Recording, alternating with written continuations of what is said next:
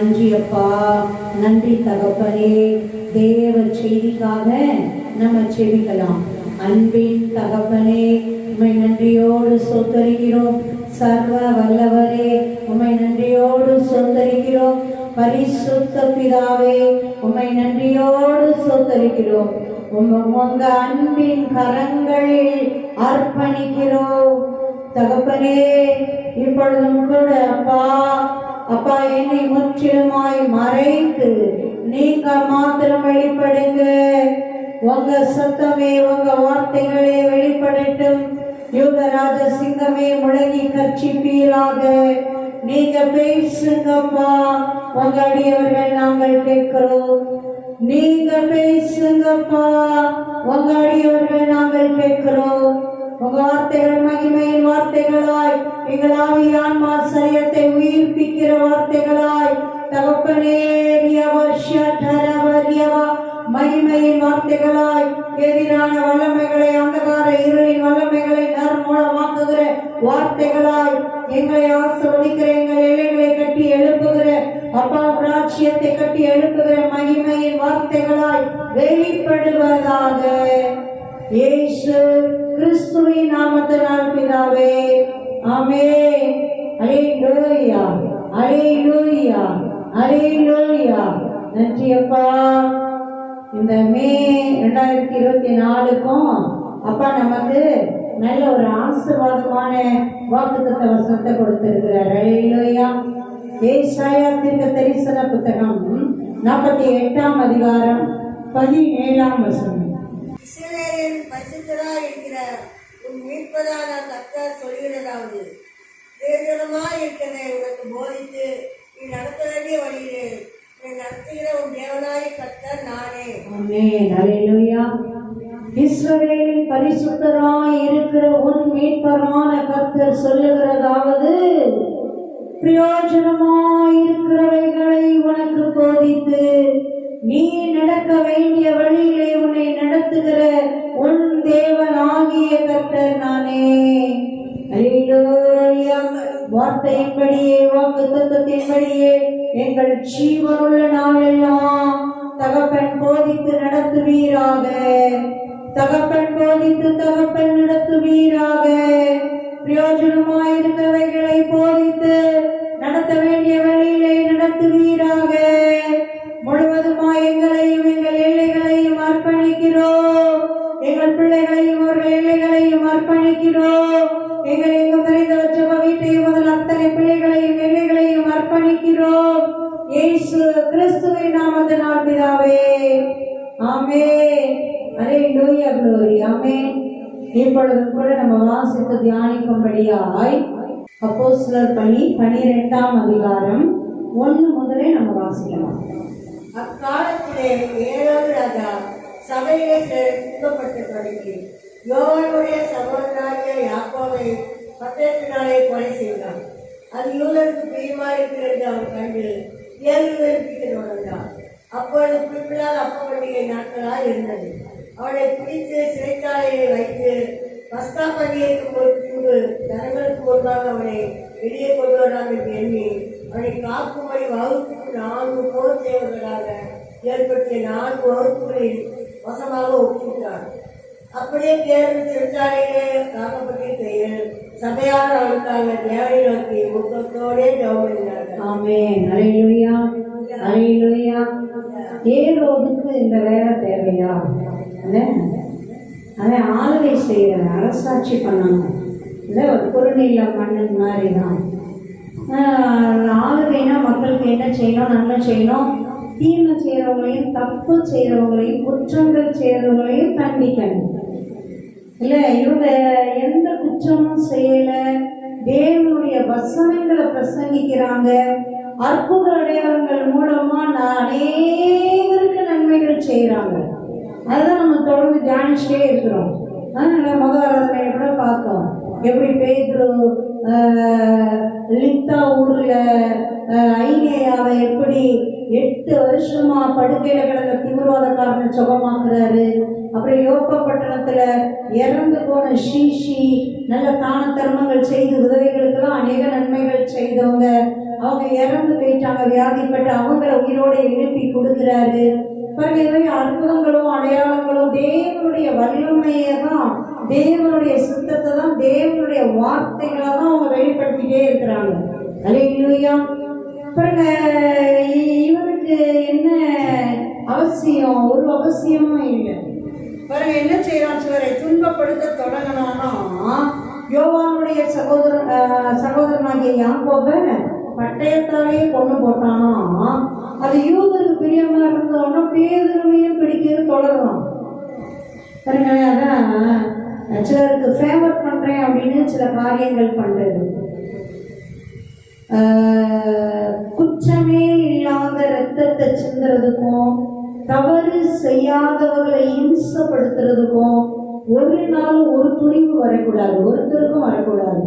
நல்ல அதிகாரங்கள் கையில் இருந்தாலும், பண பலம் இருந்தாலும், உடல் பலம் இருந்தாலும், நல்ல ஒரு கூட்டம் இருந்தாலும், சொன்னதை செய்யறதுக்கு கண்ணை மூடிட்டு என்ன சொன்னாலும் செய்யறதுக்கு ஆட்கள் இருந்தாலும், அநியாயமோ அக்கிரமமோ துன்மார்க்கமோ தீமையோ பாவமோ செய்யறதுக்கு துணிவு வரக்கூடாது. இன்னும் அதிகமா தேவ பிள்ளைகளையோ தேவ ஊழியர்களையோ கொடுறதுக்கு, தீமை செய்யறதுக்கு, அவங்களுக்கு விரோதமா எழுதுறதுக்கு துணிவு வரவே கூடாது. அல்லேலூயா, அல்லேலூயா, அல்லேலூயா.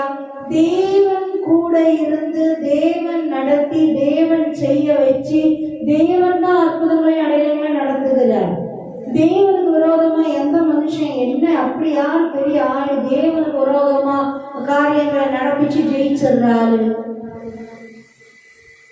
அவமானங்கள் தான் வரும், வேதனைகள் வரும், பாவங்களும் சாபங்களும் வரும், தீமைகள் வரும், அழிவு தான் வரும்.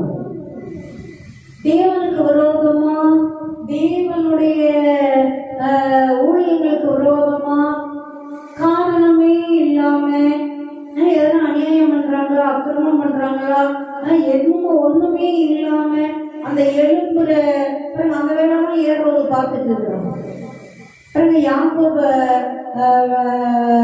யோவானுடைய சகோதரனாகிய யாக்கோபை பட்டயத்தால கொண்டு போட்டுட்டு பாருங்க, அது சில பேருக்குலாம் ரொம்ப சந்தோஷமா இருக்கு. நல்ல உயர் பதவியில் இருக்கிறவங்களுக்கு அவங்க ஃபேவர் வேணும் அப்படின்னு சொல்லிட்டு பேதுருவையும் தலைமை அப்போஸ்தலனையும் பிடிச்சு கொள்ளணும்னு பார்க்குறோம். என்ன நடக்குது? பண்டிகை நாட்கள், எருசலேம்ல பண்டிகை நாட்கள் குறிப்பில்லாத அப்ப பண்டிகை நாட்களா இருக்குது. பேதுருவை பிடிச்சி காரணமே இல்லை. எவ்வளோ துணிகரம்ல, எவ்வளோ துணிகரம். என்னமோ கேட்கறதுக்கு யாரும் இல்லைன்ற மாதிரி எந்த அளவு அது ஏன் வருதுன்னு தெரியல. அப்படி பிடிச்சி ஜெயிலில் வச்சு அதில் வேற என்ன செய்யறாராம்? வகுப்புக்கு 4 போர் சேவகராக ஏற்படுத்திய 4 வகுப்புகளின் வசமாய் ஒப்புவித்தான். 4 அடுக்கு பாதுகாப்பு, 4 போர் சேவகர் ஜெயிலில் வச்சுட்டு பேதுருவுக்கு பாதுகாப்பு எப்படி? ஒரு 4 சேவகர் பாதுகாப்பு, அடுத்தது கொஞ்சம் தள்ளி இன்னும் 4 அப்படி 4 பேட்சா, 4 அடுக்கு வகுப்பா பாதுகாப்பு போடணும். பேதுரு என்ன தீவிரவாதியா? என்ன தீமை செஞ்சாரா? கொடூரமான வேலையாக செஞ்சாரா? அந்த மாதிரி 4 அடுக்கு பாதுகாப்பு போட்டு வச்சிருக்காங்களாம். உடனே சபையார் உஷார் ஆயிட்டாங்க. பாருங்க, அதான் ஆண்டவர் பிள்ளைங்க அப்படியே அசமந்தமா ஆயிடக்கூடாது. நம்ம நிறைய நேரங்கள் அப்படிதான் ஆயிடுறோம். அப்படியே ஒன்றும் இல்லாம சாரம் இல்லாம ஆயிடுறோம். பாருங்க, நிறைய பேரை துன்பப்படுத்தினா ஒரு ராஜாவே எழுப்பி பண்ண, அதிகாரத்தில் இருக்கிறவங்க பண்ணா என்னத்துக்கு ஆகுறது? இல்லை, என்னத்துக்கு ஆகுறது? நம்மளும் அப்படியே பார்க்க தான் செய்யறோம் இல்லை? பாருங்க, அப்படியே சில பேரெல்லாம் துன்பப்படுத்தி யாக்கோபை கொண்டே போட்டு இப்போ பேரையும் பிடிச்சி ஜெயிலில் போட்டுருது. அவங்களுக்கு பண்டிகை நாள் வந்ததுன்னா அவங்களுக்கு யாரையாவது ஒருத்தரை கொல்லணும், பிடிக்கணும், ஏதாவது ஒரு கலகம் பண்ணணும். என்ன செய்யறதுன்னே புரியல. பாருங்க, மக்களுடைய மென்டாலிட்டி எப்படி இருக்கு பாருங்க. அதான் சாக்குங்கிற மாதிரி முடிச்சு விட்டுறவங்கள முடிச்சு விட்டுறனால தான் ஏசாயால வாசிப்பாங்கள, உன் பண்டிகை பலியெல்லாம் எனக்கு அருவருப்பா இருக்குதுப்பா. நீ குத்துறதுக்கும் மாண்டுக்கும் அதுக்கும் இதுக்கும் சண்டைக்கும் அதுக்கும் இதுக்கும் தான் நீ அப்படி அதை பயன்படுத்த பார்க்குற. ஒவ்வொரு நாட்கள் கூட எனக்கு அப்படிதான் அருவருப்பா இருக்குது அப்படின்னு சொன்னாரு பாருங்க. நான் நல்லா ஒரு பக்தின்னு சொல்லிட்டு தேவனுக்குரிய பக்தின்னு தெய்வத்துக்குரிய பக்தின்னு சொல்லிட்டு தீமை செய்யறதுக்கு சதியா அப்படியே ஒரு மூடுதல் மாதிரி வச்சா தெய்வன் அந்த அளவு அருவருக்கிறார். இல்லையா? சபையாருக்கு உஷாராயிட்டாங்க. என்ன செய்யறாங்க? ஜெபம் பண்ண ஆரம்பிச்சிட்டாங்க. இல்லையா? பேதுருவுக்காக உருக்கமா கருத்தா அப்படியே எல்லாரும் என்ன பண்றாங்க? ஜெபம் பண்ண ஆரம்பிச்சிட்டாங்க. ஆமென். அல்லேலூயா, அல்லேலூயா. பேதுரு சிறைச்சாலையிலே காக்கப்பட்டிருக்கையில் சபையார் அவனுக்காக தேவனை நோக்கி ஊக்கத்தோடே ஜெபம் பண்ணினார்கள். ஆமென். ஊக்கமா தேவனை நோக்கி ஜெபம் பண்ண ஆரம்பிச்சிட்டாங்க. என்ன ஆண்டவரே, என்ன நடக்குது, என்ன அவன் இஷ்டத்துக்கு பண்றதுக்கு என்ன எங்க தேவ பாதுகாவல் எங்க, ஏன் தொட முடியுது, தொடக்கூடாதுல்ல, இப்படி ஒண்ணுன்னு ஆரம்பிச்சா அவ்வளவுதான். அவருக்கு பாருங்க அப்படி ஒரு புலி வந்துருது பாருங்க. தொடர்ந்து வேலை பார்க்கணும்னு பார்க்குறாங்க பாருங்க. காரணமே இல்லாம, ஒரு தப்பும் இல்லாம, ஒரு குற்றமும் இல்லாம அவனுக்கு கொள்றதுக்கும் இது பண்றதுக்கும் நீங்க விடக்கூடாது ஆண்டவரே. ஊக்கமா சும்மா ஆரம்பிச்சிட்டாங்க. அல்லேலூயா. தொடர்ந்து வாசிக்கலாமே. ஏழாவது அவரை வெளியே கொண்டு வரும்படி குறித்திருந்த நாளுக்கு முந்தின நாள் ராத்திரியிலே பேரு 2 சங்கிலிகளினாலே கட்டப்பட்டு 2 சேவகர் நடுவே நித்திரை வழி கொண்டிருந்தார். காவல்காரரும் கதவுக்கு முன்னிருந்து சிறைச்சாலையை காத்துக் கொண்டிருந்தார்கள். அல்லேலூயா. ஏரோது அவனை வெளியே கொண்டு வரும்படி குறித்திருந்த நாளுக்கு முந்தின நாள் ராத்திரியிலே. எவ்வளோ அக்யூரேட்டா தேவன் வேலை பார்க்கிறாரு பாருங்க. இவங்க 4 பேரை பிடிச்சிருக்கிறாங்க. அப்படி சும்மா விசாரணைக்கு அப்படின்னு சொல்லிட்டு விசாரணைக்கு தேடி கொடுப்பாங்கல்ல, அந்த மாதிரி அவங்க பிடிச்சிருக்கிறாங்க இந்த நாள் அப்படின்ட்டு. எந்த நாள் பேதுருவை கூப்பிட்டு ஏரோது விசாரிச்சு தண்டனை கொடுக்கணும்னு முன் குறிச்சு வச்சிருக்காங்களோ அதுக்கு முன்னாடி நாள் நைட்டு. அல்லேலூயா, அல்லேலூயா, அல்லேலூயா. விடிஞ்சா விசாரணை, அதுக்கு முன்னாடி நாள் நைட்டு ராத்திரியிலே பேதுரு 2 சங்கிலிகளினாலே கட்டப்பட்டு 2 சேவகர் நடுவே நித்திரை பண்ணி கொண்டிருந்தான். காவற்காரரும் கதவுக்கு முன்னிருந்து சிறைச்சாலையை காத்து கொண்டிருந்தார்கள். 4 அடுக்கு போட்டிருக்கு. 4 பேரா போதாதுக்கு சிறைச்சாலைக்குள்ளேயே 2 பேர் இருக்காங்க காவலுக்கு. பாருங்க எந்த அளவு பாதுகாப்பு போட்டிருக்கிறாங்க. மனுஷங்களுடைய புத்தியின் அந்தகாரம். அதில் வேற சங்கிலிகளை கட்டி வச்சிருக்காங்களாம். 2 சங்கிலிகளினாலே கட்டப்பட்டு, ஒரு சங்கிலி இல்லை. நடப்பாங்களா? இந்த ரொம்ப கொடூரமான குற்றவாளிகளை மாதிரி பிடிச்சி என்ன மாதிரி என்ன அதான் பாருங்களேன். நீதிமான நன்மை செய்கிறவனை, பரிசுத்தமான தேவனுடைய மனுஷனை, தேவனுடைய ஊழியக்காரனை கையெடுத்து கும்பிட வேண்டியவனை என்ன அளவுக்கு எந்த அளவுக்கு பாருங்களேன் ஈனப்படுத்துறாங்களாம், அவமானப்படுத்துறாங்களாம். எந்த அளவு 2 சங்கிலியை போட்டு 2 சேவகரை வச்சு கெட்டி வச்சிருக்கான். சேவகனெல்லாம் தூங்கலை, எல்லாம் காவல் காத்துட்டு இருக்கிறான். ஆனா பேதுரு என்ன பண்ணிட்டு இருக்கிறாரு? நித்திரை பண்ணி கொண்டிருந்தான். ஆமென். அல்லேலூயா. பேதுருக்கு தெரியாதா நாளைக்கு காலையில விசாரணைக்கு கூப்பிடுவானுங்க, சும்மா பேருக்கு தான் விசாரணை, விசாரிச்சு அதே மாதிரி யாக்கோப மாதிரியும் முடிக்கிறதுக்கு தான் அவனுங்க பிளான் பண்ணியிருக்கானுங்க. அதுக்கு தெரியுமா தெரியாதா? நல்லா தெரியும். புலம்பிட்டு இருந்தாரா? அழுதுட்டு இருந்தாரா? இல்ல ஜபமாவது பண்ணிட்டு இருந்தாரா? தூங்கிட்டு இருந்தாரா? அல்லேலூயா, அல்லேலூயா. எப்படி அவருக்கு அப்படி தூக்கம் வந்ததுன்னு தெரியல. என்ன பண்ணிட்டு இருந்தாரா? தூங்கிட்டு இருந்தாராம். எந்த அளவு தேவன் மேல விசுவாசம். அல்லேலூயா, அல்லேலூயா. இவங்கெல்லாம் பார்த்தா அவருக்கு காமெடி பீஸ் மாதிரி தான் இருந்திருக்கு. செய்யுங்கடா என்னன்னாலும் செய்யுங்கடா, பாப்போம்ன்ற மாதிரி அவருக்கு அது மனசுல ஒரு துளி பயத்தை கூட உருவாக்க முடியல. அல்லேலூயா. நல்ல நிம்மதியை நீ கை கட்டி பிடிச்சிங்க, நிம்மதியை நித்திரை பண்ணி கொண்டிருந்தான். தொடர்ந்து வாசிங்களா, என்னதான் நடக்குது? அப்பொழுது கர்த்தருடைய தூதன் அங்கே வந்து நின்றான். அறையிலே வெளிச்சம் பிரகாசித்தது. அவன் கேள்விகளை நாவிலே கட்டி சீக்கிரமாக எழுந்தது என்று அவனை எழுப்பினான். உடனே சங்கிலிகள் அவன் கையில் இருந்து விழுந்தது. அல்லேலூயா, அல்லேலூயா. விசுவாசத்தோட நம்பிக்கை, அந்த விசுவாசமும் அந்த நம்பிக்கையும் தான் பேதுருக்கு அந்த தூக்கத்தை கொடுத்துருக்குது. அல்லேலூயா. கெத்செமனே தோட்டத்தில் எழுதப்பட்டிருக்கோம், அவங்க மிகுந்த துக்கத்தினாலே துயரம் அடைந்து நித்திரை பண்ணினார்கள். இது அப்படி இல்லை. இது பாருங்க, ஒரு பீஸ்ஃபுல், அதுவும் எப்படி அசந்து தூங்குறாரு. தூதன் வந்து விழாவில் தட்டி எழுப்புற அளவுக்கு, அல்லேலூயா, குரல் கொடுக்க கூட எந்திரிக்க மாட்டாரு போல. தூதன் வந்து நிற்கிறாரு. அறை முழுவதும் பிரகாசமா இருக்குது பாருங்க, ஒண்ணுமே தெரியல இருக்கு. அந்த அளவு அசந்து தூங்குறாரு. இப்ப எந்த அளவு விசுவாசமும் நம்பிக்கையும் அவர் இருதயத்தை நிரப்பி வச்சிருக்குது. ஒரு பக்கம் சபையார் ஊக்கமா சோமண்டு இருக்காங்க, அவங்களுக்கும் தெரியும் நாளைக்குதான் பேருக்கு விசாரணை தேதின்னு சொல்லிட்டு ஏதோ பண்ண போறானுங்கன்றது அவங்களுக்கும் தெரியும், ஏதோ நல்லது பண்ண மாட்டானுங்கன்றதும் தெரியும், கண்ணுதான் துடைக்க போறாங்கன்றதும் தெரியும். பிறகு அவங்க ஊக்கமா சோமன்ட்டு இருக்காங்க. பேதுல நிம்மதியே தூங்கிட்டு இருக்கு. எப்படி இவருக்கு இந்த விசுவாசம் வந்திருக்க முடியும்? யோசிச்சு பாருங்களேன்.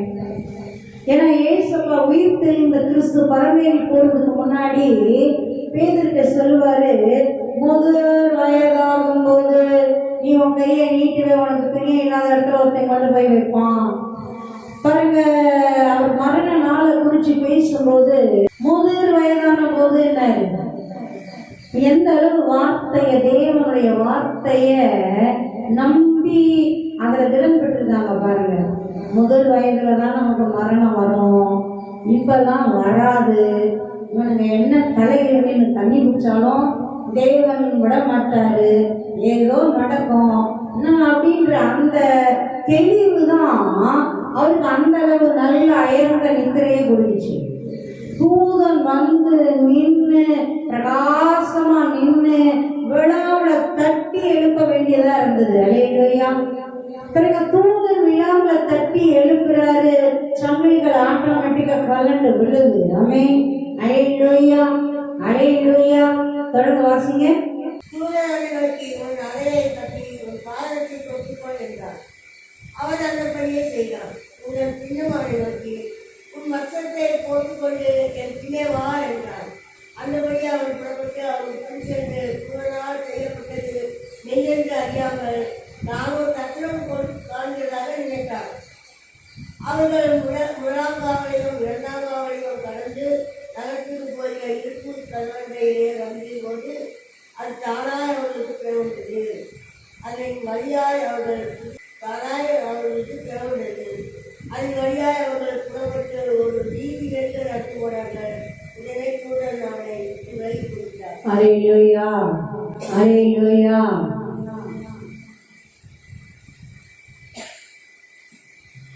விழாவில் அடிச்சு எழுப்புறாரு, சீக்கிரமா எழுந்துரு. அல்லேலூயா, சீக்கிரமா எழுந்துரு. ஆமென். அல்லேலூயா.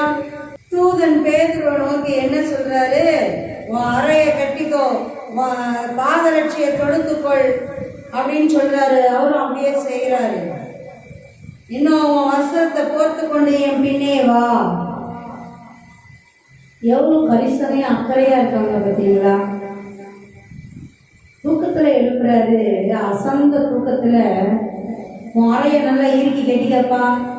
ட்ரெஸ்ஸு நாங்கள் வேகமாக நடக்கும்போது என்ன ஆகிடக்கூடாது, கலண்டு விழுந்துடக்கூடாது. செப்பல் போட்டுக்கப்பா, ஏன்னா நம்ம வெளியே போகிறோம், அதனால காலுக்கு பாதுகாப்பு வேணும். எவ்வளோ அந்த செருப்பு போடுற ஜீவனுக்கு விரோதமான சிறையிருப்புல இருந்து காப்பாற்ற போறாரு. உயிரை காப்பாற்றி மட்டும் விட்டா போதாதா? உன் வஸ்திரத்தை எடுத்து போர்த்திக்கோ, வா எதுவும் மிஸ் பண்ணாத, எல்லாத்தையும் எடுத்துக்கோ. அல்லேலூயா, அல்லேலூயா, அல்லேலூயா. எடுத்து பொறுத்திட்டு வா அப்படின்னு சொல்றாரு. அந்தபடியே அவன் புறப்பட்டு அவனுக்கு பின் சென்று தூதனால் செய்யப்பட்டது மெய் என்று அறியாமல் தான் ஒரு தரிசனம் காண்கிறதாக நினைத்தான். அல்லேலூயா. இப்ப பேதுரு நல்ல அசங்கு தூக்கத்துல தூதன் வந்து எழுப்பி கூப்பிட்டு வர, அது ரியலா நடந்துட்டு இருக்குது, லைவா. இவருக்கு அது புரியல. தூக்க கலகத்துல ஏதோ நம்ம தரிசனம் பார்க்கணும்னு நினைச்சிட்டு இருக்கிறாரு. நிறைய நேரங்கள் தரிசனங்களும் அப்படின்னா அநேக தரிசனங்கள் அப்படியே லைவா நடக்கிற மாதிரியே இருக்கும். அல்லேலூயா, அல்லேலூயா. நம்ம ஏதோ தரிசனம் பார்க்கறோம் அப்படின்ற மாதிரி அவர் நினைச்சிட்டு இருக்கிறாரு. அவர்கள் முதலாம் காவலையும் இரண்டாம் காவலையும் கடந்து நகரத்துக்கு போகிற இருப்பு கதவண்டையிலே வந்தபோது அது தானாய் அவர்களுக்கு திறவுண்டது. அல்லேலூயா. காவல் காக்கிறவெல்லாம் முடிச்சுட்டு காத்துட்டு தான் இருக்கிறான். ஆனா ஒருத்தன் கண்ணுக்கு தெரியல பாருங்க. தூதன் தெரியல, ஓகே, ஏன்னா அவர் ஏஞ்சல், அதனால தெரியல. பேதுரு மனுஷன் தானே, அவரும் தெரியல பாருங்க. அல்லேலூயா. தேவன் மறைச்சாருன்னா அப்படிதான். ஆமென். தேவன் மறைச்சாருன்னா அப்படிதான். இந்த கண்ணுக்குள்ள வழக்கண்ணையை ஊத்திட்டு காவல் காக்குறாங்கன்னு அந்த மாதிரிதான் காத்துட்டு நிக்கிறானுங்க. ஏன்னா நாளைக்கு கொண்டு போய் அங்க விசாரணைக்கு ஹேண்ட் ஓவர் பண்ணணும்.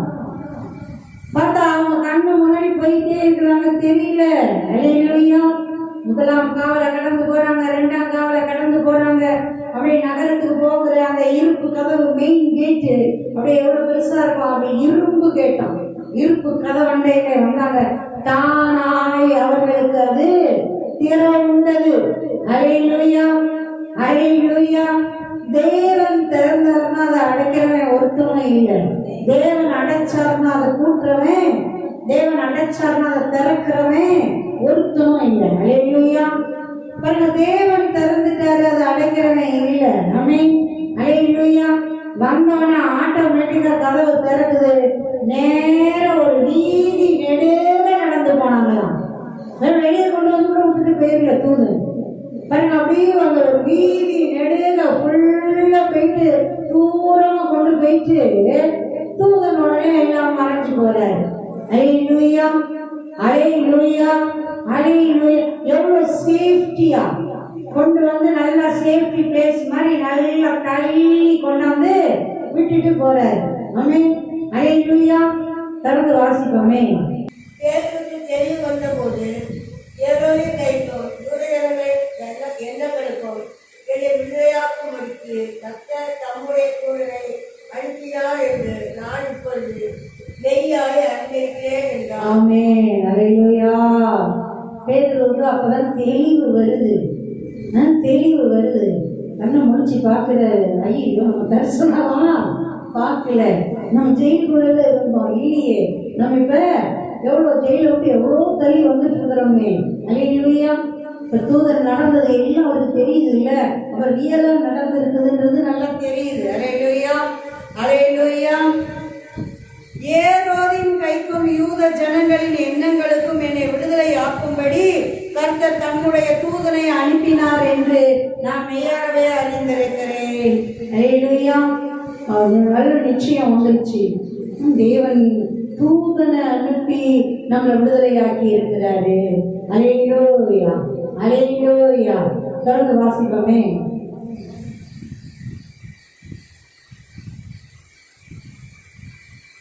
அவன் இச்சைக்கு கொண்டு மார்க்கெட்டும் தேர்கொண்ட யோவானுடைய தாயாகிய மரியாளுக்கு வந்தான். அங்கே அநேகர் கூடி ஜெபம் பண்ணி கொண்டிருந்தார். ஆமென். அல்லேலூயா. தெளிவா கரெக்டா அவருக்காக எங்க விடிய விடிய உட்காந்து ஜோம் பண்ணிட்டு இருக்கிறாங்களோ ஒரு கூட்டம் மக்கள், அங்க வராது பாருங்க கரெக்டா அவங்க வீட்டுக்கு. மார்க்கு என்னும் பேர் கொண்ட யோவானுடைய தாய் வீட்டுக்கு வராங்க. பாருங்க, அங்க அப்படியே கூடி உட்காந்து பேதுருக்காக ஊக்கத்தோட ஜோம் பண்ணிட்டு இருக்காங்கல்ல. பாருங்க, நேரம் அந்த வீட்டுக்கு வர்றாரு. அல்லேலூயா. தேவ ஆவியானவர் எந்த அளவு தெளிவா செம்மையா நடத்துறாரு பாருங்க. அவரு ஜெயிலுக்குள்ள இருக்கிறாரு, இவங்க வீட்டுக்குள்ளதான் ஜெபம் பண்றாங்கன்னு தெரியுமா அவருக்கு? தேவ ஆவியானவர் எந்த அளவு அழகா கூட்டு வர்றாரு. என்ன நடக்குது வாசிப்போமே. பேதுரு வாசஸ்தலை கட்டிடபோது கோதை என்னும் பெயர் கொண்ட ஒரு பெண் ஒட்டு கேட்க வந்தார். அவள் கேள்விகள் சட்டத்தை அறிந்து சந்தோஷத்தினால் கதவை கிளவாமல் உள்ளே ஓடி கேள்வி வாசலுக்குள்ளே நிற்கிறார் என்று அறிவித்தார். அவர்கள் நீ பேசுகிறார் என்றார்கள். அவளோ அவர்தான் என்று உறுதியாய் சாதித்தார். அப்பொழுது அவர்கள் தூதனாயிருக்கலாம் என்றார்கள். அல்லேலூயா. பாருங்க, பேதுரு வந்து கதவை தட்டுறாரு. என்னடா இது அன்டைம்ல இந்த டைம்ல வந்து நடு ராத்திரில கதவை தட்டினா உடனே ஓடி போய் யாராவது திறந்துருவாங்களா? என்ன யாரு என்னன்னு பாக்குறதுக்கு ரோதை அப்படின்ற ஒரு பெண் வராங்க. வந்து அப்படி பாக்குறாங்க, யாருடைய சட்டம், யார் நிற்கிறது, எத்தனை பேர் நிற்கிறது என்னன்னு பார்த்தா பேதுருவோட சத்தம். ஒரே சந்தோஷம். கதவை திறந்து அவங்க திரும்பி ஓடுறாங்க. ஓடி போயிட்டு பேதுரு வாசலுக்கு முன்னாடி வந்து நிற்கிறாரு. நம்ம விடாம பேதுருவுக்காக ஊக்கமா ஜெபம் பண்ண ஜனங்களுடைய விசுவாசம் எந்த அளவு இருக்கு பாருங்க. அதெல்லாம் வாய்ப்பு இல்லை, அதெல்லாம் வாய்ப்பு இல்லை. நீ பிதற்றுகிறாய். என்னாச்சு? நம்ம அப்படி பேதுருக்காக ஜெபம் பண்ணதுனால உனக்கு அப்படி தோணுது போல இருக்கு. நீயா நினைச்சுக்கிட்ட போல, உனக்கா தோணுது போல. என்ன ஒரு விசுவாசம்! என்ன நம்ம ஜெபத்துக்கு பதில் வந்து வாசல்ல நிற்குதுன்னு ஒருத்தருக்கும் இல்லை பாருங்க, ஒருத்தருக்கும் இல்லை. நீ பிதற்றுகிறாய். இல்லை இல்லை பேதுருதான், நான் நல்லா பார்த்துட்டு வந்துட்டேன். அந்த பொண்ணு ரோதை அப்படியே உறுதியா சாதிச்ச உடனே அப்போ ஒருவேளை அவர் தூதரா இருக்கலாம். அல்லேலூயா. தூதர்களோட நடவடிக்கைகள் அவங்களுக்கு எந்த அளவு பழகி போயிருக்கு பாருங்களேன். பேதுருவோட தூதர் டிட்டோ பேதுரு மாதிரி இருப்பார். நம்முடைய தூதர் அப்படி டிட்டோ நம்மள மாதிரி இருப்பார். நமக்கு உரிய உண்மைக்கு நம்முடைய தூதரை நம்ம பார்க்கும்போது ஆச்சரியமா இருக்கும். அப்படியே நம்மள மாதிரிதான் இருப்பாங்க, ஆனா இன்னும் நல்லா க்ளோவா இருப்பாங்க. இன்னும் ஒரு பிரகாசம். நம்மன்னு தெரியும், ஆனா நம்ம இல்லைன்னு தெரியும். அதான் நம்முடைய தூதர். அல்லேலூயா, அல்லேலூயா, அல்லேலூயா. நீங்க சாதிக்கிறாங்க. என்ன சாதிக்கிறாங்க? இல்லை அவர் வேணா அவருடைய தூதரா இருக்கலாம். அந்த பெண் உறுதியா சொன்ன உடனே பேதுருவா இருக்க வாய்ப்பு இல்லை, அவர் தூதரா இருக்கலாம். திறந்து வாசிப்போமே.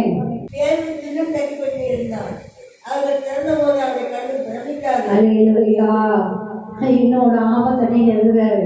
வாங்கடா அவருப்பா, திறந்து தொலைங்கடா. ஏன்னா நம்ம ஆளுங்க எல்லாம் அப்படிதான், அவருக்கும் தெரியும். வீட்டு கிறிஸ்து வந்து நிற்கும் போதே யோசிச்சாளுங்க. வீட்டு கிறிஸ்துவ மகதலேனா மரியாதையும் அப்படியே தரிசிச்சு வந்து சொல்லும் போதே நம்பாத ஆளுங்க தானே. பாருங்க, அப்படியே தட்டிகிட்டே நிற்கிறாரு. வராங்க, எல்லாம் பார்த்து கதவை தொடங்க உடனே அவரை பார்த்து பிரமித்தார்கள். அல்லேலூயா. ஆச்சரியமாயிடுச்சு. என்ன நடந்தது? எப்படி? வாய்ப்பே இல்லையே. எப்படி? நாங்கள் தான் பார்த்தோமே, எந்தெந்த விதத்துலையும் ட்ரை பண்ணி பார்த்தோமே. யோகான்லாம் பாருங்க, அப்படியே நிறைய அதிகாரிகளோடலாம் உறவு இருக்கிறவர், நல்ல உயர்ந்த ரேங்க்ல இருக்கிறவங்க எல்லாம் கூட இருக்கிறாங்க. எந்த அளவுக்கு ட்ரை பண்ணி பார்த்துருப்பாங்க. பலமா காவல் போட்டு பலமா அடைஞ்சிட்டுருக்கானுங்கன்றது வரைக்கும் இவங்களுக்கும் தெரிஞ்சிருக்கும். அதனாலதான் அவ்வளோ தைரியமா சொல்றாங்க, வாய்ப்பே இல்லை அப்படின்ட்டு. அல்லேலூயா, அல்லேலூயா. தொடர்ந்து என்ன நடக்குது வாசிங்க. அவர்கள் கேட்காமல் இருக்கும்படி அவர் கையமர்த்தி கட்டளை காவலிலிருந்து விடுதலையாக்கின இடத்தை அவர்களுக்கு விவரித்து, இந்த செய்தி யாக்கோபுக்கும் சகோதரருக்கும் அறிவியுங்கள் என்று சொல்லி புறப்பட்டு வேறொரு இடத்திற்கு போனார். ஆமென், அல்லேலூயா. பேச விட்டு அவங்க ஒவ்வொருத்தரும் கேட்குற கேள்வி அதிகமாக இருக்கும். சரி, என்ன டீட்டெயில் நானே சொல்கிறேன். கை அமர்த்தி எல்லாத்தையும் விளக்கமாக சொல்லிட்டேன். அல்லேலூயா. நான் அந்த விதத்தை எல்லாம் அவர்களுக்கு விவரித்து நல்லா அப்படியே விவரமாக நல்லா எல்லா காரியத்தையும் சொல்லிட்டு இந்த செய்தியை போய் யாக்கோபுக்கும் சகோதரருக்கும் சொல்லுங்க. அல்லேலூயா, அல்லேலூயா, அல்லேலூயா. பாருங்க, விவரமா அவங்களுக்கு புரியுற அளவுக்கு என்ன நடந்துன்றது அப்படியே முழுமையா சொல்லிட்டு வேறொரு இடத்திற்கு போனான். புறப்பட்டு வேற இடத்துக்கு போயிட்டார். அவங்க வீட்டில் செய்தியை சொன்னாரு, சாட்சியை சொன்னாரு, எப்படி தேவன் தம்முடைய தூதனை அனுப்பி விடுதலை ஆக்கினார் என்ற அந்த அற்புத சம்பவத்தை விவரித்து சொன்னாரு. சொல்லிட்டு என்ன பண்றாரு, அங்க தங்கல, வேற ஒரு வீட்டுக்கு வேற இடத்துக்கு போறாரு. தொடர்ந்து வாசிப்போம். பொழுது விழுந்தவருக்கு தேர்தலை குறித்து சேவலுக்குள்ளே உண்டான கலக்கம் கொஞ்சமல்ல. ஏதாவது அவரை தேடி காணாமல் போனபோது காவல்காரரை விசாரணை செய்து அவர்களை கொலை செய்யும்படி கட்டளையிட்டு பின்பு யூதேயா தேசத்தை விட்டு செசரியா பட்டணத்துக்கு போய் அங்கே வாசம் பண்ணினார். அல்லேலூயா. நீ ஓடு, நீ ஓடு. அல்லேலூயா, அல்லேலூயா. பாருங்க, ஏதோ எல்லாம் காவலுக்குள்ள கொஞ்சம் கொஞ்சம் கலக்கம் இல்லை, அதிகமான கலக்கம், அதிகமான கலக்கம். ஐயோ, நல்லா முடிச்சு தானடா பார்த்துட்டு இருந்தோம், 2 சங்கிலி போட்டுகளா கட்டி வச்சு பார்த்துட்டு இருந்தோம், கூடயே 2 போர்ச்சவங்க, 4 பேரா 4 அடுக்கு பாதுகாப்பு, எப்படி இருந்தாலும் மிஸ் ஆனாரு, வாய்ப்பே இல்லையே. ஏறுவது அப்படியே எல்லாரையும் விசாரிக்கிறான், சேவகர் எல்லாம் விசாரிக்கிறான், அவங்களுக்கு ஒண்ணுமே தெரியல, அவங்க முடிச்சுதான் இருந்தோன்றாங்க. அவங்க என்ன சொல்ல முடியும், அவங்க எதையும் பார்க்கல, அவங்களுக்கு ஒண்ணும் தெரியல, எப்படி போனாரு தெரியல, தெரியாது, தெரியல, தெரியாது, புரியல, அவங்களுக்கு ஒன்றும் புரியல, புரியாது. தேவனுடைய மகிமையின் வல்லமையின் கரம் வந்ததுன்னா அது அப்படிதான், அது அப்படிதான். முழிச்சு உட்கார்ந்துட்டு இருந்தாலும் புரியாது, தெரியாது. அல்லேலூயா. பாருங்க, உடனே அந்த காவல் சேவல் அத்தனை பேரையும் கொல்லுங்கன்னு சொல்லிட்டு, அவனுக்கு ஏறுவதுக்கு எவ்வளவு கடுப்பு பாருங்க, அவ்வளோ பேரையும் கொல்லுங்கன்ட்டு. அவனுக்கு யூதேயாவில் இருக்கிறதுக்கே பிடிக்கல. ஐயோ, என்ன பயங்கரமா இருக்கு, தெய்வ பயம் வருதா, தெய்வ பயம் வருதா. அல்லேலூயா, அல்லேலூயா. உடனே யூதேயாவை விட்டு செசரியாவுக்கு போய் அங்க தங்கிக்கிறான், அங்க வாசம் பண்ணினான். பாருங்க, வீட்டையே காலி பண்ணிட்டு போயிட்டான், அரண்மனையே காலி பண்ணிட்டு போயிட்டான், போய் அங்க செசரியால இருக்கிற அங்க இருக்கிற அரண்மனைக்கு போயிட்டான். அம்மே, அல்லேலூயா, அல்லேலூயா, அல்லேலூயா. தேவனுடைய வல்லமையும் மகிமையும் அவர் பிள்ளைகளின் சார்பாய் பலமாய் நிற்பதாக, கிரியைகளை நடப்பிப்பதாக. ஏரோது அவரை தேடி காணாமல் போனபோது காவல்காரர் விசாரணை செய்து அவரை கொலை செய்யும்படி கட்டளையிட்டு பின்பு யூதேயா தேசத்தை விட்டு செசரியா பட்டணத்துக்கு போய் அங்கே வாசம் பண்ணினார். அக்காலத்திலே ஏரோது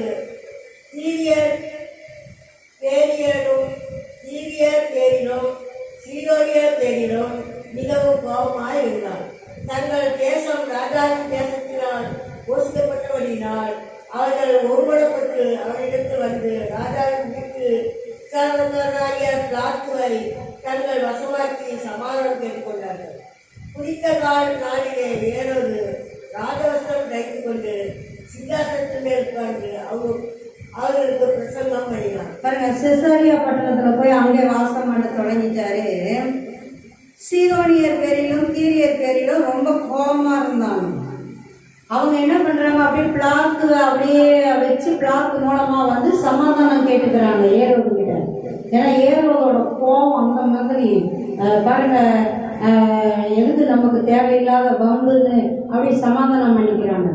ஒரு குறிப்பிட்ட நாள் 3 குறிச்சி அப்படியே டண்டாரா போட்டு அப்படியே ஊரெல்லாம் போஸ்டர் அடிச்சு ஒட்டின மாதிரி ஒட்டி அப்படியே என்ன பண்றாரு, ராஜா வஸ்திரம் தரிச்சிட்டு அப்படியே என்ன பண்றோம், ஏரோது சிங்காசனத்தின் மேல் உட்கார்ந்து அவர்களுக்கு பிரசங்கம் பண்ணினான். ராஜாவோட வேலையா பிரசங்கம் பண்றது? பாருங்க, பிரசங்கம் பண்ணிட்டு இருந்த அப்போஸ்தலர்களை பிடிச்சி தொல்லை பண்றது. நாட்டு மக்களுக்கு என்ன வேணும், என்ன நன்மை செய்யணும், என்ன குறை இருக்கு, எந்த பகுதியில் எது இருக்கு, எதை செஞ்சால் குறை இல்லாமல் இருக்கலாம், முழுவதுமாக அப்படியே நிரந்தரமாக நிவர்த்தி பண்ணுற காரியங்கள் என்ன அப்படி பார்த்து பார்த்து எல்லா பகுதிகளையும் பார்த்து என்ன செய்யணும்னு செய்யலை. பாருங்க, நாளை முன் குறிச்சி ஒரு குறிப்பிட்ட நாளை வச்சு அதை ஒரு பெரிய விழாவாக்கி அப்படியே ஒரு ராஜ வஸ்திரம் போட்டு அப்படியே பிரசங்கம் பண்ணான். சொல்லுங்க, வாசிங்க. அப்பொழுது ஜனங்கள் மனுஷ சட்டம் அல்ல தேவ சட்டம் என்று ஆர்ப்பரித்தார்கள். அவன் தேவனுக்கு மகிமை செலுத்தாதபடினால் உடனே கர்த்தருடைய தூதன் அவனை அடித்தார். அவன் புழுகுறுத்து இறந்தான். அல்லேலூயா. தேவ மனுஷன் மேல கையை வைக்கணும், ஒன்றுமே தவறே இல்லாமல் வேணும்னே முடிச்சு விட்டுறணும், கொண்டு வரணும், அப்படியே இடும்பு பண்ணிடணும், கொள்ளை பண்ணிடணும்னு வெறியா திரிஞ்சானே இவன் கதை. இவன் முடிவு என்னாச்சு பார்த்தீங்களா? இவன் நினைச்சது ஆண்டவர் இவனுக்கு வச்சாரு பாருங்க. அதுவும் இவனையே நாள் குறிக்க வச்சு நல்லா அப்படியே ராஜவசரெல்லாம் போட்டு பேசினவன ஜனங்க அப்படியே ராஜாவை அப்படியே கொண்டாடணும்ட்டு, ஐயோ இது மனுஷ சத்தமே இல்லை, இது தேவ சத்தம் அப்படின்னு ஆர்ப்பரிச்சாங்க. கூலி கொடுத்து கத்த விட்டானுங்களோ என்னமோ நமக்கு தெரியல. இல்லை ராஜாவை கொண்டாடிட்டோம்னா தான் நல்லது, புகழலைன்னா அவ்வளோதான், அவன் உண்மைக்கு வெறி பிடிச்ச நாய் மாதிரி தான் மாறிடுவான். வரலாற்று ஆசிரியர்கள் நிறைய ஏரோதை குறித்து சொல்லும்போது அப்படிதான் சொல்லுவாங்க. ஏரோதுக்கு பிள்ளையா பிறக்கிறத விட நாய்க்கு குட்டியா பன்னிக்கு குட்டியா பிறந்தா நல்லது. எந்த அளவுக்கு ஆண்களுக்கே அவனுக்கு பிள்ளையா பிறக்கிறத விடையே அப்படின்னா மற்றவங்களுக்கு என்ன ஆகும் நிலைமை? அந்த அளவுக்கு வெறி பாருங்க. அந்த சீரோனியரும் கீரியரும் பாருங்க அப்படியே பிளாக்கு அப்படியே இது பண்ணி அப்படியே கொண்டு வந்து சமாதானம் பண்ணிக்கிறாங்க. ஏன்னா அந்த அளவு அதாவது வெறி பிடிச்ச வேலைகள் பார்க்குற ஆளு தான் ஏறும் பாருங்க. இது தேவ சத்தம், இது மனுஷ சத்தமே இல்லைன்னு ஆர்ப்பரிக்கிறாங்களாம் ஜனங்க. அது வரைக்கும் கூட தப்பு இல்லை. ஏன்னா ஜனங்க அவங்க நிலைமை அவங்க ஆர்ப்பரிச்சாங்க. உடனே ஏறுவது என்ன பண்ணியிருக்கானோ, சும்மா கிடங்கப்பா, கடவுள் கொடுத்த கிருபை, கடவுள் கொடுத்த ஞானம், கடவுள் கொடுத்த அறிவு, கடவுளுக்கு மகிமை உண்டாகட்டும்னு சொல்லியிருக்கணும். அல்லேலூயா. தெளிவா எழுதப்பட்டிருக்கு பாருங்க. தேவனுக்கு உரிய மகிமையை தேவனுக்கு செலுத்தாததுனால பாருங்க பரலோகம் வெயிட் பண்ணிட்டு இருக்குது. அவன் போடுறதுக்கு என்ன பக்காவா பேருவை போடுறதுக்கு பிளான் பண்ணி என்னென்ன வேலைலாம் பார்த்தாங்க. யாக்கோபுல காரணமே இல்லாம பட்டயத்தால கொண்டு போட்டாங்க, அநேகரை துன்பப்படுத்தணும். அதனால பாருங்க இங்க பரலோகம் பிளான் போட்டு கரெக்டா வைத்து யாரும் நிறுத்த முடியாது. அல்லேலூயா. தூதன் அடிச்சானா தேவனுக்கு மகிமையை செலுத்தாததுனால அங்க ஒரு எஸ்கேப் பாயிண்ட் கொடுக்குறாரு கடவுள், ஒரு கிருபை மாதிரி. தேவனை மகத்துவப்படுத்திட்டானா அவன் பரவாயில்ல, தப்பிக்கட்டும், கிடைக்கட்டும், கொள்ள வேண்டாம். பாருங்க இவருக்கு அப்படியே குதூகலமா இருக்குது. ஆமா நான் கடவுள் இல்லை, என்ன யார் கேட்கறது, நான் யாரு, நீங்க உங்களுக்கு ஆகுமா, நீங்க தான் சாமி அப்படின்னா அப்படியே வந்துடுது பெருமை. நீங்க கொல தெய்வம், அந்த தெய்வம், இந்த தெய்வம், அப்படியே பெருமை வந்துடுது. தூதன் அடிச்சானா அவன் புழுத்து செத்தான் பாருங்க. அவன் செத்து புழுக்கல, செத்து எத்தனையோ நாள் கழிச்சு புதைச்சி மண்ணோட மண்ணா அப்படி புழுக்கல. நல்லா கம்பீரமா மேன்மையா மகிமையா வியாதிப்பட்டு கலவினப்பட்டு எல்லாம் கிடக்கல, புழு கொட்டிட்டு எல்லாம் கிடக்கல. நல்ல மகிமையா ராஜ வஸ்திரம் தரிச்சு அலங்காரமா வந்து பிரசன்னம் பண்றான் பாருங்க. தேவனுக்குரிய மகிமைய தேவனுக்கு செலுத்தாததுனால தேவனுடைய தூதன் அடிக்கிறான், புழுத்து செத்தான். அல்லேலூயா, அல்லேலூயா. பாருங்க தம்முடைய தாசனை ஊழியன பேதுருவை தூதனை அனுப்பி தேவன் பாதுகாத்து விடுவிச்சு மேன்மையா கொண்டு போயிட்டாரு. பாருங்க தம்முடைய ஊழியனை அழிக்கணும்னு நினைச்ச ஏரோது அரசனை தம்முடைய தூதனை அனுப்பி அடிச்சு கொண்டு போடுறாரு, குளிச்சாகும்படி. அல்லேலூயா. அடுத்த வாசிங்க. தேவவசனம் வளர்ந்து பெருகிற்று. பர்னபாவும் சவுலும் தர்ம ஊழியத்தை நிறைவேற்ற பின்பு மார்க்கெட்டும் மருந்தை கொண்ட யோவானை கூட்டிக்கொண்டு இஸ்ரேலை விட்டு திரும்பி வந்தார்கள். அல்லேலூயா, அல்லேலூயா. தேவ வசனம் வளர்ந்து பெருகிற்று. தேவ வசனம் வளர்ந்து பெருகிற்று. இதுதான் ஏரோது அழிக்கப்பட்டான். வசனம் பரம்பக்கூடாதபடி, ஊழியம் பரம்பக்கூடாதபடி, ஊழியத்தை அழிச்சிடணும் கொண்டுடணும் நினைச்ச ஏரோதுவை பரலோகம் அழிச்சு போடுது, பரலோக தேவன் அழிச்சு போடுறாரு. வசனம் வளர்ந்து பெருகிற்று. அல்லேலூயா. ஏன்னா ஊழியம் கர்த்தருடையது, தேவனுடையது, படைத்தவருடையது. அவரே மனுஷனா வந்து மனு குலத்துக்காக தான் ஜீவனையே கொடுத்திருக்கிறாரு. அதைத்தான் போய் உலகெல்லாம் சொல்லுவா, அந்த அதிகாரத்தை கொடுத்து அனுப்புறாரு. அவர் தான் அந்த ஆவியை கொடுத்து, வல்லமையை கொடுத்து, வரங்களை கொடுத்து அனுப்புறாரு. அவர் தான் ஒவ்வொரு ஆத்மாவும் ரட்சிக்கப்படணுமே, ஏன் ரத்தத்தின் விலை குறையும், அப்படியே அவங்களுடைய மீட்பு அது அவங்க பெற்றுக் கொள்ளணுமேன்னு அனுப்புறாரு. அதுக்கு தடையா இருந்த தடையை எப்படி மொத்தமா தூக்குனாரு பார்த்தீங்களா? அல்லேலூயா, அல்லேலூயா. அடுத்த வாக்கியம் எழுதப்பட்டிருக்கு பாருங்க, தேவனுடைய வசனம் வளர்ந்து பெருகிற்று. தேவனுடைய வசனம் வளர்ந்து பெருக கூடாதபடிக்கு இருக்கிற தடைகளை தேவனே தம்முடைய தூதர்களை அனுப்பி அழித்து போடுவார். ஆமென், அல்லேலூயா. அங்கேயே ஒரு கிருபை கொடுக்குறாரு பாருங்க. அழிச்சு போறது தேவனுடைய பிரியம் இல்லை. அவன் மட்டும் தேவனுக்கு மகிமையை செலுத்தி இருந்தா அவன் ஒளியும் பக்கம் வந்துட்டு இருப்பான், தேவனுடைய பக்கம் வந்துட்டு இருப்பான். அவனுக்கு இந்த அழிவு வந்திருக்காது.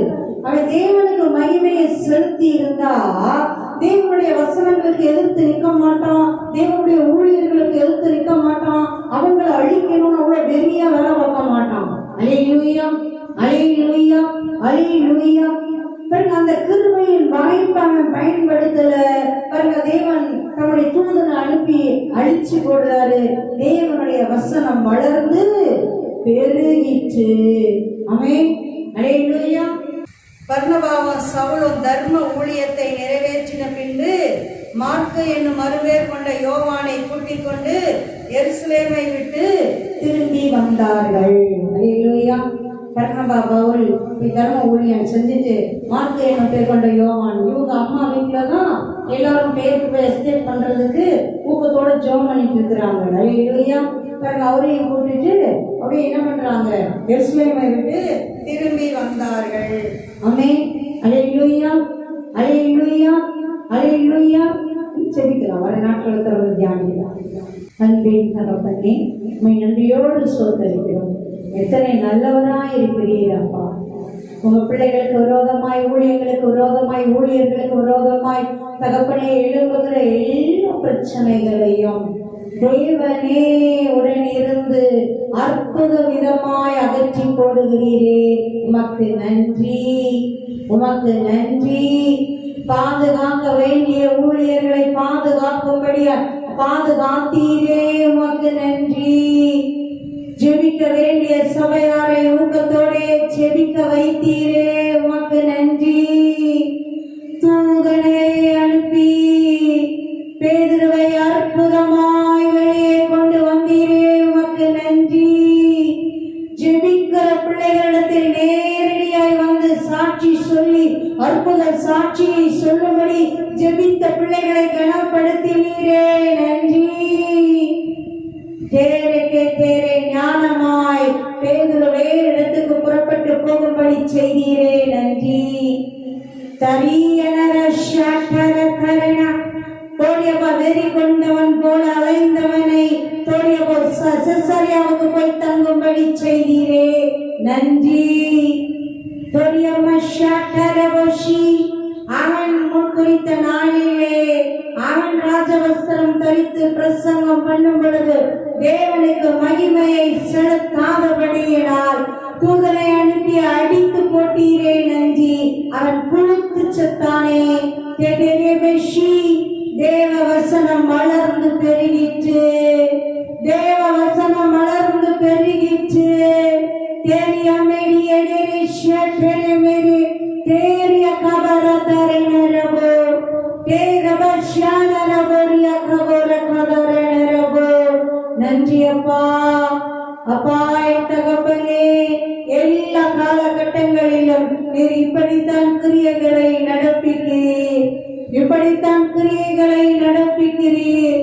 பரலோக சேனைகள் இறங்கி, ஏன்னா இது தேவனுடைய ஊழியம், தேவனுடைய திட்டம், தேவனுடைய சித்தம், தேவனுடைய காரியம். ஆகவே தேவ சேனைகள் இறங்கி தேவன் கிரியைகளை நடப்பிக்கிறதற்காக நன்றி, நன்றி, வசனம் வளர்ந்து பெருகாதபடி, ரட்சிப்பு பெருகாதபடி, ஊழியங்கள் பெருகாதபடி தடுக்கிற வல்லமைகளை அழித்து போடுகிற சர்வ வல்லவரே, உமக்கு நன்றி, உமக்கு நன்றி, உமக்கு நன்றி. தெய்வ பயத்தை தேவன் கட்டளையிடுகிறீரே, உமக்கு நன்றி. பெரியவர், சர்வ வல்லவர், மகத்துவமானவர், உம்முடைய கரத்தை ஒருவரும் தடை செய்ய முடியாது. கமாலியேல் சொன்னார்ல, எல்லா பிரதான ஆசாரியர் எல்லா சர்வ சங்கமும் கூடி இருக்கும்போது, வேத பாரகர்களும் பரிசேயர்களும் சதுசேயர்களும் எல்லாம் கூடி இருக்கும்போது ஆலோசனை பண்ணும்போது சொன்னாங்கல்ல, தேவனோடே போர் செய்கிறவர்களால் காணப்படாதபடி எச்சரிக்கையாயிருங்க. தேவனால் உண்டாயிருந்தால் உங்களால் தடுக்க முடியாது. அது தேவனால உண்டாயில்லைன்னா அதுவே இருந்த இடம் தெரியாம போயிடும். ஆனா தேவனால் உண்டாயிருந்தால் உங்களால தடுக்க முடியாது. தேவனோடே போர் செய்கிறவர்களாய் காணப்படக்கூடாதபடி எச்சரிக்கையாயிருங்க. மனுஷங்களுக்கு விரோதமாய் எழும்புறோம், கேட்கறதுக்கு நாங்க இல்லை, எழும்புறோம், எழும்பிடாத. தேவனுக்கு விரோதமா போர் செய்யாத. அவ்வளவு பெரிய ஞானி, மதிப்பு உடையவர், தேவ மனுஷன், தேவனுடைய வேதத்தை கரைச்சி குடிச்சவர், நியாய பிரமாண போதகர், அழகா சொல்லி கொடுக்கிறார். அல்லேலூயா, அல்லேலூயா, அல்லேலூயா, அல்லேலூயா. பூமி முழுவதிலும் தேவ சேனைகள் இறங்குவார்களாக. பூமி முழுவதிலும் தேவ பிள்ளைகளை, தேவ ஊழியர்களை, தேவ தூதர்கள் சேனைகளை அனுப்பி தேவன் பாதுகாப்பாராக, விடுவிப்பாராக. சகல சிறைகளிலிருந்து விடுவிப்பாராக, சகல கட்டுகளிலிருந்து விடுவிப்பாராக. கரியா கரியா மரதரனே கடியாரதரபே தேடரே விஷயத்தை பாதுகாவலாய் நிற்பீராக. தேவ பிள்ளைகள் எல்லாம் ஊக்கமாய் செபிக்கும்படி அப்பா ஜெப ஆவியை ஊற்றுவீராக. தடையாய் இருக்கிற ஏரோதுக்களை, ஏரோது போன்றவர்களை தகப்பனே பரலோக தேவனை, பரலோக தூதனை அனுப்பி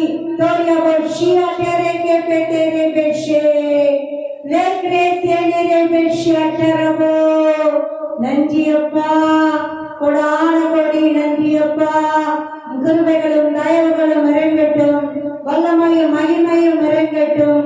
உங்க விசுவாசமும் மகிமையும் தேவ பிள்ளைகளை நிரப்பட்டும். சோபே நீயவே பேதுரு துடிச்சிட்டு இருக்கல, ஒத்துவதுல அனுப்புங்க, காப்பாத்துங்க, கிஞ்சிட்டு இருக்கல, ஜாவம் கூட பண்ணிட்டு இருக்கல, பதவிட்டவர்களை அழுது போயிருக்கல, அசந்து தூங்கிட்டு இருக்கிறாரு. தூதன் வந்து விழாவ தட்டி எழுப்புகிற அளவுக்கு தேவ பிள்ளைகள் மேல, தேவ மனிதர்கள் மேல பரலோகம் தேவன் எந்த அளவு கவனமா இருக்கிறார். எப்ப அறைய கட்டிக்கோ, சீக்கிரம் எந்திரி, அறைய கட்டிக்கோ, பாதரட்சியை தொடுத்துக்கோ, வசத்தை எடுத்து போர்த்திக்கோ, வா போலாம். நம் தேவைகள் மீது தேவன் கரிசனையாயிருக்கிறார்.